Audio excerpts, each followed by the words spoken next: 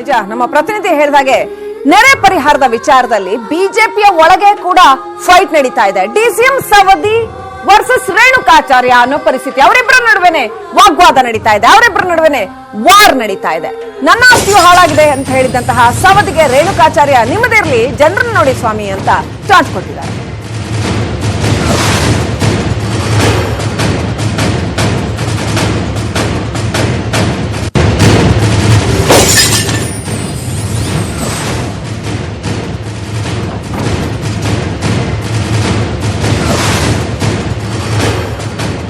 ಸವದಿ ಮತ್ತು ರೇಣುಕಾಚಾರ್ಯ ನಡುವೆನೆ ಭಿನ್ನಾಭಿಪ್ರಾಯ. ಸವದಿ ಅವರ ಮಾತಿಗೆ ರೇಣುಕಾಚಾರ್ಯ ನೇರವಾಗಿ ಹೇಳಿದ್ದಾರೆ, ನಿಮ್ದಿರ್ಲಿ ಜನರದ್ ನೋಡಿ ಸ್ವಾಮಿ ಅಂತ.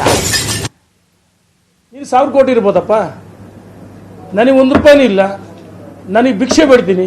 ನನ್ನ ಕಷ್ಟ ಕೇಳಕ್ಕೆ ಬಂದರೆ ನಾನು ಬಂದು ನನ್ನ ಕಷ್ಟ ಕೇಳಕ್ಕೆ, ನಿನ್ನ ಕಷ್ಟ ಕೇಳಕ್ಕಲ್ಲ. ಜನ ಅದಕ್ಕೆ ಹೇಳ್ತೀನಿ, ಸರ್ಕಾರಕ್ಕೂ ಮತ್ತು ಪಕ್ಷಕ್ಕಿಂತ ಹೇಳಿಕೆಗಳಿಂದ ಮುಜುಗರ ಆಗುತ್ತೆ. ನಾನು ಹೇಳ್ತಿರೋದು, ನಿನಗೆ 1000 ಕೋಟಿ ಇರ್ಬೋದು, ನಿನಗೆ 10,000 ಕೋಟಿ ನಷ್ಟ ಆಗ್ಬೋದು.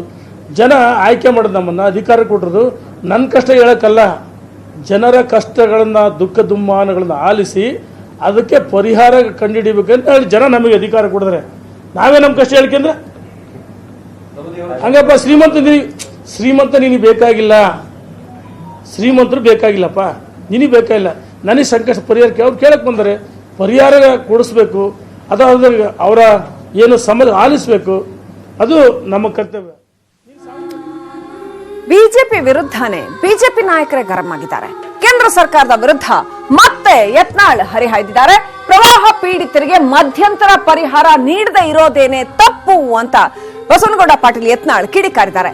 ನಾವೆಲ್ಲ ಎಚ್ಚರಿಸಿದ ಮೇಲೆ ಜೋಶಿ ಸದಾನಂದ ಗೌಡ ಎಲ್ಲ ಹೋಗವ್ರೆ ಅಂತ ಹೇಳಿದ್ದಾರೆ. ಸೊ ಬಿಜೆಪಿಯ ಒಳಗೆ ಯಾವ ರೀತಿಯ ಒಂದು ಕುದಿ ಇದೆ ಈ ನೆರೆ ಪರಿಹಾರದ ವಿಚಾರದಲ್ಲಿ ಅನ್ನೋದು ಕ್ಲಿಯರ್ ಆಗಿ ಗೊತ್ತಾಗತ್ತೆ. ಹೆಚ್ಚಿನವರು ಬಾಯ್ಬಿಡ್ತಾ ಇದ್ದಾರೆ, ಕೆಲವರು ಹೇಳ್ತಾ ಇಲ್ಲ ಅಷ್ಟೇ. ಪ್ರವಾಹ ಪೀಡಿತರಿಗೆ ಮಧ್ಯಂತರ ಪರಿಹಾರ ಕೊಡದೇ ಇರೋದು ತಪ್ಪು.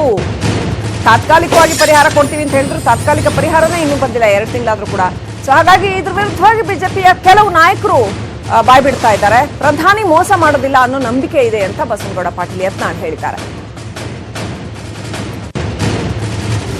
ಸರ್, ನಾವು ಪ್ರಯತ್ನ ಮಾಡ್ತೀವಿ. ನಮ್ಮ ಜವಾಬ್ದಾರಿ ಒಬ್ಬ ಪ್ರತಿನಿಧಿಯಾಗಿ ನಾವು ಏನು ಪ್ರಯತ್ನ ಮಾಡಬೇಕು ನಾವು ಮಾಡ್ತೀವಿ. ನನಗೆ ಆತ್ಮವಿಶ್ವಾಸ ಇದೆ. ಪ್ರಧಾನಮಂತ್ರಿಗಳಿಗೆ ಇದು ಗಂಭೀರತೆ ಗೊತ್ತಾಗಿದೆ. ನಿನ್ನೆ ಹುಬ್ಬಳ್ಳಿಯಲ್ಲಿರುವಂತಹ ಪ್ರಹ್ಲಾದ್ ಜೋಶಿ ಅವರು, ಬೆಂಗಳೂರಿನಲ್ಲಿರುವಂತಹ ಸದಾನಂದ ಗೌಡರು ದಿಢೀರ್ನಿ ಹೋಗ್ಯಾರ. ಮತ್ತು ಇಷ್ಟೆಲ್ಲ ನಿಮ್ಮೆಲ್ಲರ ಪ್ರಯತ್ನದಿಂದ ಆಗಿದೆ. ಅದಕ್ಕೆ ನನಗೆ ವಿಶ್ವಾಸ ಇದೆ, ಪ್ರಧಾನಮಂತ್ರಿಗಳು ಯಾವುದೇ ರೀತಿಯ ಕರ್ನಾಟಕದ ಜನರ ಭಾವನೆಗಳಿಗೆ ಅವಮಾನ ಮಾಡುವ ರೀತಿಯಲ್ಲಿ ಮಾಡುವುದಿಲ್ಲ ಅಂತ ವಿಶ್ವಾಸ ಇದೆ. ಸರ್, ನಾವು ಪ್ರಯತ್ನ ಮಾಡ್ತೀವಿ. ನಮ್ಮ ಜವಾಬ್ದಾರಿ ಒಬ್ಬ ಪ್ರತಿನಿಧಿಯಾಗಿ ನಾವು ಏನು ಪ್ರಯತ್ನ ಮಾಡಬೇಕು ನಾವು ಮಾಡ್ತೀವಿ. ನನಗೆ ಆತ್ಮವಿಶ್ವಾಸ ಇದೆ. ಪ್ರಧಾನಮಂತ್ರಿಗಳಿಗೆ ಇದು ಗಂಭೀರತೆ ಗೊತ್ತಾಗಿದೆ.